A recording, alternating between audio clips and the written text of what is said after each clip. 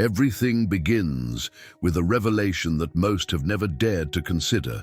Cain not only killed his brother Abel and fled, but he also married.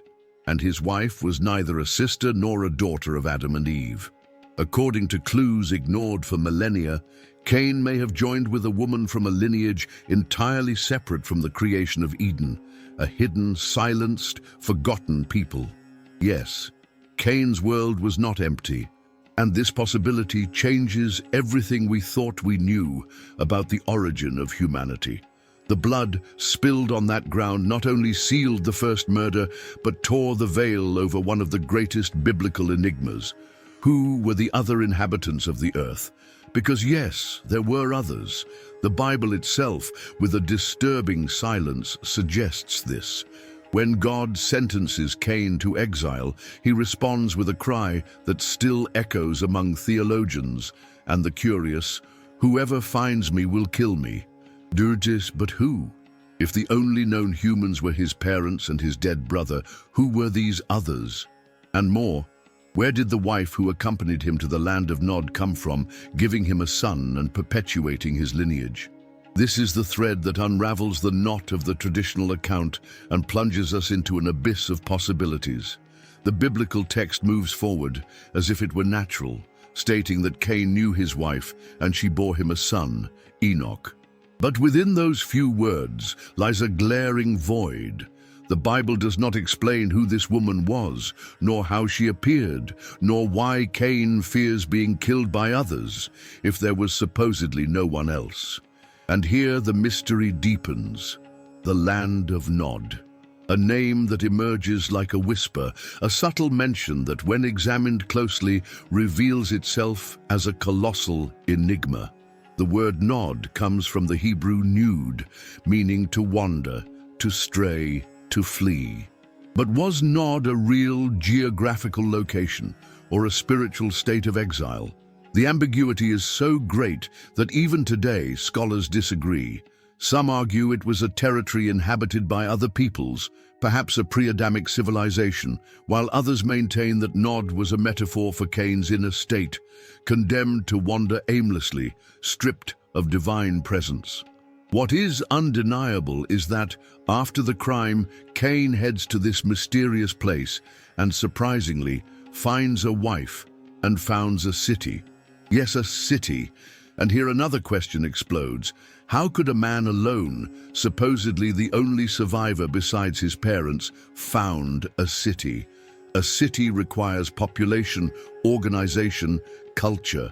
Cain not only had a son, but built Enoch, a city that bears the name of his descendant. This detail, often overlooked, is a hermeneutical bombshell that detonates the simplest interpretations of Genesis. After all, if there is a city, there is a people. If there is a people, there are other humans. And if there are other humans, then the traditional account of Adam and Eve as the only human beings directly created by God must, at the very least, be re-examined.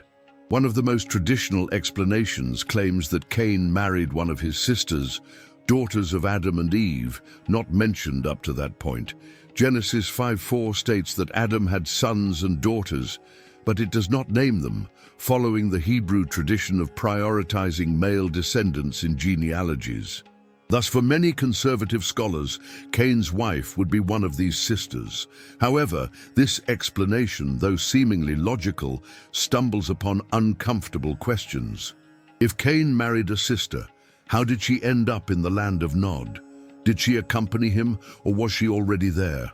And why does the biblical text suggest that there were others who could kill him if they were all siblings? Moreover, would a single sister justify the founding of a city?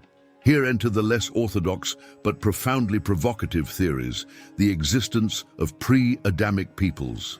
This hypothesis, though rejected by many traditional theological circles, is embraced by scholars who see in the subtext of Genesis a narrative far more complex than it appears. According to this view, God may have created other human beings before or alongside the creation of Adam and Eve.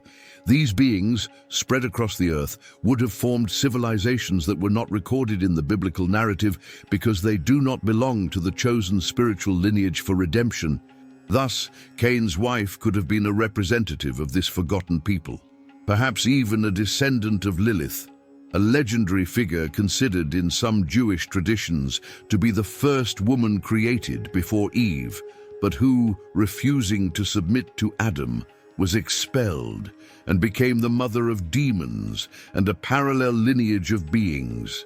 The legend of Lilith, preserved in texts like the Alphabet of Ben Sira and in Jewish mystical traditions, suggests that she dwelt in the deserts and margins of the world, giving birth to creatures that neither submitted to divine rule nor belonged to the Edenic lineage. Were these the inhabitants of Nod? Were they the others Cain feared? If so, this would explain why God placed a mark on Cain so that no one would kill him. The mark would not only be protection against vengeful siblings, but a distinctive sign, a warning to a parallel humanity that this man coming from Eden carried something different, something dangerous. The biblical silence about these peoples and the origin of Cain's wife is not accidental. As many scholars point out, ancient genealogies served spiritual and political purposes far more than historical or demographic accuracy. The focus of Genesis is not to narrate the entire history of humanity, but to present the spiritual lineage that will culminate in the messianic promise. Everything that does not serve this purpose is silenced, omitted, or relegated to the realm of legends. But the clues are there, in the gaps, in the silences, in the names that appear out of nowhere, and in the cities that emerge without anyone explaining where their inhabitants came from. And we cannot ignore another crucial aspect. Genesis 1 and Genesis 2 seem to present two different accounts of creation. In the first, God creates man and woman simultaneously, blessing them and commanding them to multiply and fill the earth. In the second, God forms Adam from the dust of the ground, then creates Eve from his rib, in a more intimate and specific narrative. Some scholars suggest that these are not two versions of the same event, but accounts of distinct creations.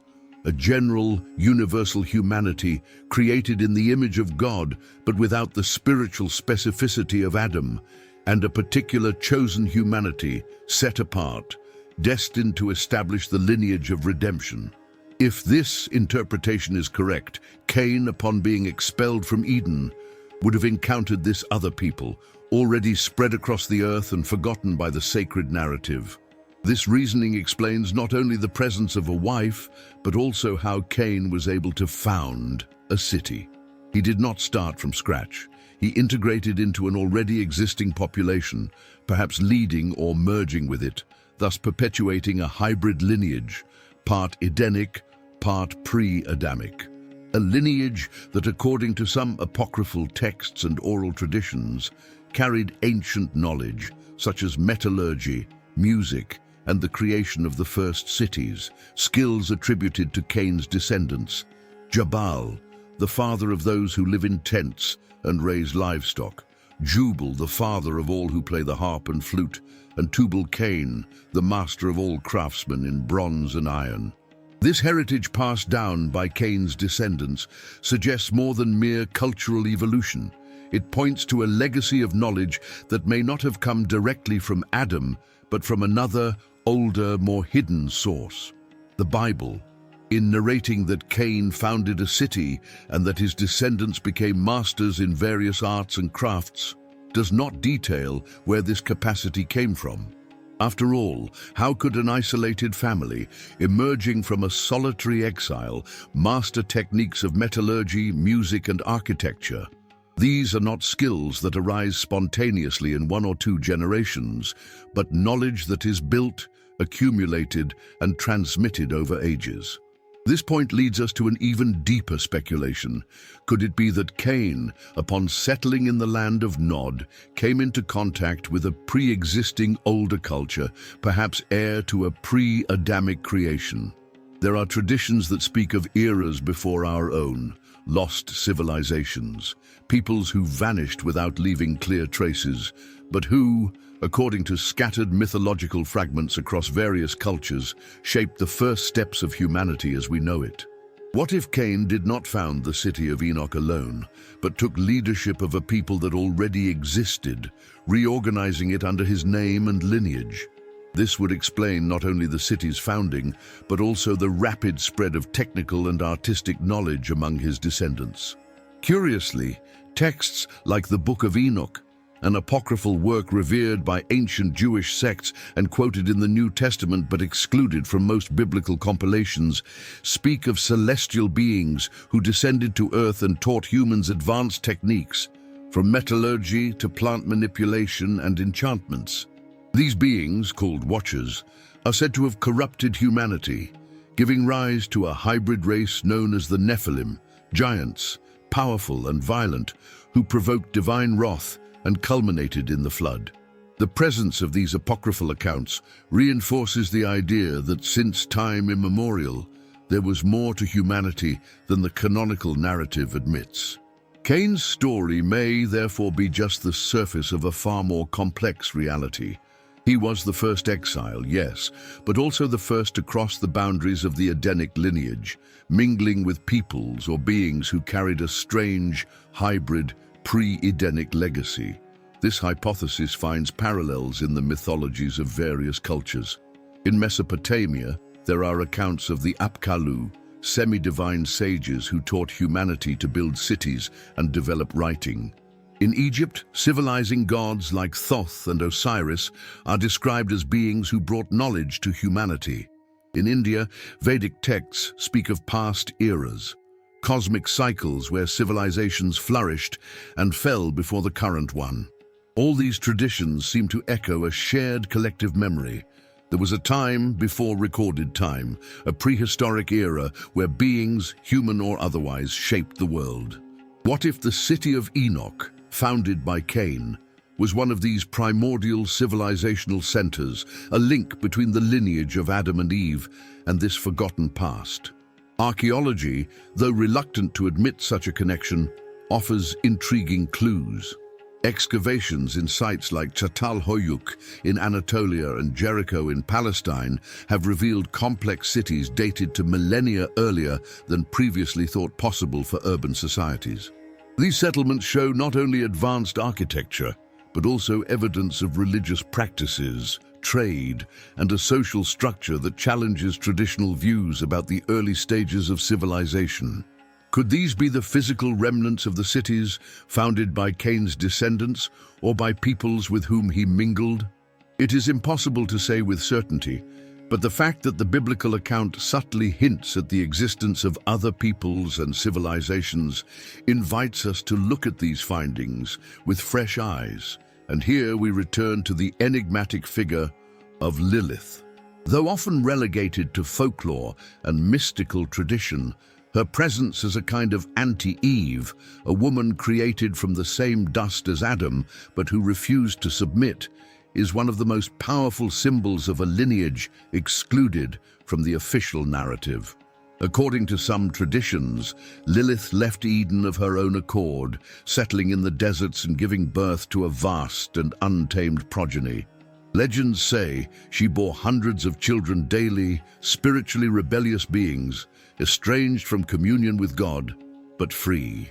If we accept this possibility, then the inhabitants of Nod could well have been Lilith's descendants, a forgotten, marginal, rejected humanity, yet alive on the fringes of history. Cain, expelled from Eden, would not merely have gone into exile but crossed a spiritual threshold, uniting with this people and perpetuating a new lineage marked not only by divine rejection but also by a complex hybrid heritage. This reading sheds new light on the Mark of Cain, traditionally interpreted as a sign of protection to prevent anyone from killing him. It may also have been an identity marker. In a world where other humans from different lineages existed, the mark not only identified Cain as protected by God, but also as a distinct being, someone who came from Eden, bearing the curse of fratricide, but also the legacy of divine creation. This mark, therefore, could have inspired fear or reverence among the peoples of Nod, allowing Cain to establish himself as a leader, found a city, and create a lineage renowned for its cultural and technical achievements. But there is yet another element that connects all these narratives: the episode of the sons of God and the daughters of men, described in Genesis 6. According to the biblical account, the sons of God, interpreted by some as angels, by others as the pious lineage of Seth, saw that the daughters of men were beautiful and took them as wives, giving rise to a race of giants, the Nephilim. This union, considered a cosmic transgression, is presented as one of the causes of the widespread corruption that led to the flood. The parallel with Cain's story is inevitable. Both episodes speak of crossings between distinct lineages, resulting in a hybrid, spiritually ambiguous humanity.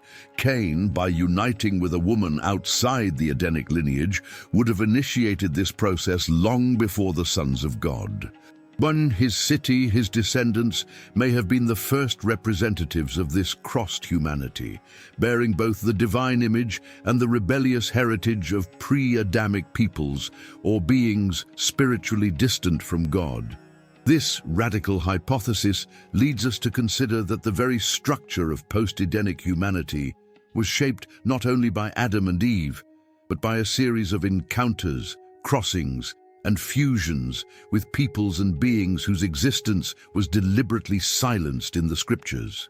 Not out of malice, but because the purpose of the biblical text is not to narrate the entire history of humanity, but to tell the spiritual journey of a specific lineage, the one that would culminate in Abraham, Israel, and ultimately the Messiah. What was left out of this narrative, however, did not disappear entirely. It survived in legends, apocryphal texts, oral traditions, and possibly in the ancient stones that archaeologists are beginning to uncover. These fragments suggest that human history is far older, more complex, and more intertwined than the linear version presented by tradition. Thus, the question of who Cain married ceases to be a mere genealogical detail and becomes a key that unlocks the doors to a hidden universe, an underground layer of history that, though forgotten or omitted, continues to cast its shadow over the narratives that shape our understanding of the past. And as we move toward the conclusion of this mystery, we must look closely at the greater purpose of the biblical narrative. Genesis is not an anthropological treatise, nor an encyclopedia of all the civilizations that may have existed. It is, above all, the spiritual narrative of the origin of a lineage, the one that, through Seth, will pass through Noah, Abraham, David, and reach Christ. Everything that does not directly belong to this lineage is silenced or merely hinted at, like a shadow cast between the lines of the text. Cain's story, in this context, is both a warning and a revelation. A warning because it shows how breaking with God, symbolized by the murder of Abel, leads to exile, fear, and the need for divine protection to survive in a world that is not as empty as it seems. And a revelation because it forces us to recognize that there is indeed something more. Other beings, other peoples, other stories that were not told but existed and coexisted with the descendants of Adam and Eve. When God marks Cain, he does so to protect him not from a brother, but from other humans or beings already populating the earth. Cain fears these others because he knows that upon leaving God's presence, upon departing Eden, he is entering an unknown, already inhabited, perhaps even hostile world. The land of Nod is not a void, but a territory that, though ignored by the sacred narrative, is there full of life, history, and cultures. And this culture, into which Cain inserts himself and through which he founds the City of Enoch, is the foundation of all that would later be known as civilization. The Bible tells us that from him arise the masters of musical instruments, the first to master the art of working iron and bronze, the creators of cities. It is no coincidence that this lineage bears the marks of culture and technology. It is the first to experience the construction of a life outside Eden, outside the direct presence of God. But it does so with the aid of knowledge that seems to have emerged suddenly, as if it were a legacy from a prior, hidden, forgotten past. This legacy may well have come from those pre-Adamic peoples, or from the descendants of Lilith, scattered across the deserts and forgotten lands, living on the margins of Eden and the official narratives. It may also have come from the Watchers themselves, the fallen angels who, according to the Book of Enoch, descended and taught humans secrets they were never meant to know. This knowledge, passed to Cain's descendants, fueled the development of an early civilization that flourished and expanded rapidly, but at the same time drifted further from communion with God. And if we look to archaeology, we will see that the remnants of these ancient civilizations are everywhere. Cities like Eridu in southern Mesopotamia, or the mysterious structures of Göbekli Tepe in Anatolia, challenge the traditional timeline and show that humanity already possessed complex urban and religious organizations in a far more remote past than previously imagined. The founding of the City of Enoch, attributed to Cain, may have been one of the first chapters of this civilizational saga, which left deep but silent marks on human history. Here lies the great paradox. Cain is both the founder and the exile, both the creator and the cursed. He carries the weight of guilt for the blood he spilled, but also the need to build, to leave a mark on the world, to establish a city, a culture, a lineage. His story is the perfect metaphor for humanity, estranged from God but unable to stop creating, transforming and building cities and civilizations.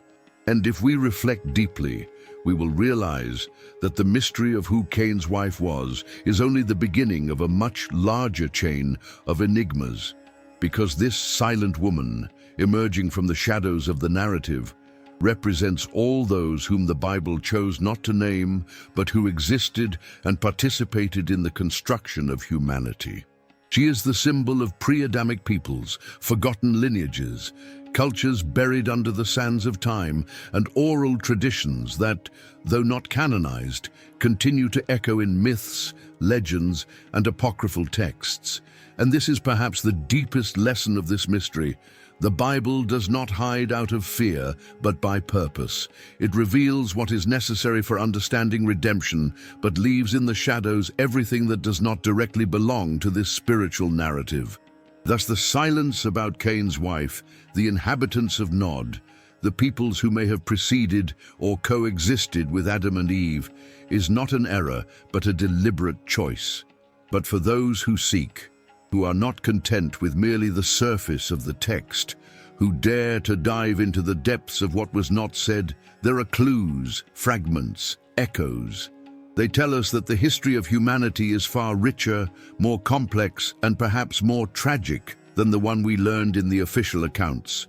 They invite us to consider that, alongside the lineage of the promise, there always existed another humanity, the forgotten, marginal, perhaps even cursed humanity, but one that, even so, built cities, created culture, and shaped the world as we know it. And at this point, Cain's figure transforms. He is not only the first murderer, but also the first colonizer, the first leader, the first founder of a city. He is the man who crossed the threshold between Eden and the world, between the sacred lineage and the forgotten lineages, between the known and the hidden. His mark is not merely a sign of protection, but also a symbol of his uniqueness. A man who carries both the divine breath and the weight of the curse, both the memory of Eden and the experience of exile.